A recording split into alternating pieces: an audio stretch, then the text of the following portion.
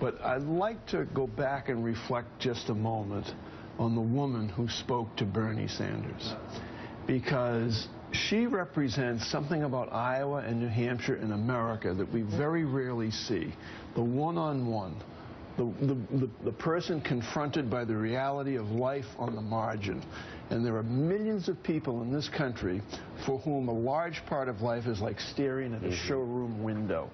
And your book and Bernie Sanders' rhetoric, oddly enough, there's a combination there, because one of the underlying issues in this campaign, if you're out there, if you're talking to people, is the absolute paralysis in their minds of the federal government. Well, that's, I mean, her story. She says she works several jobs, she makes minimum wage, she has a degree, and she can't live, and she's ashamed all the time. Yeah.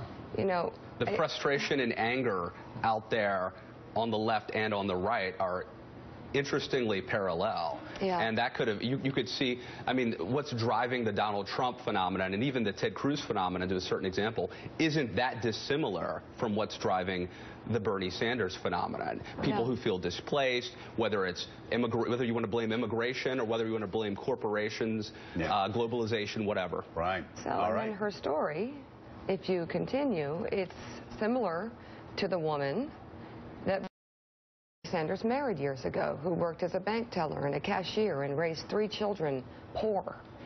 They understand this. They've lived this. They understand it from the bottom up. And that's a big difference. And I think it means something to people at this point.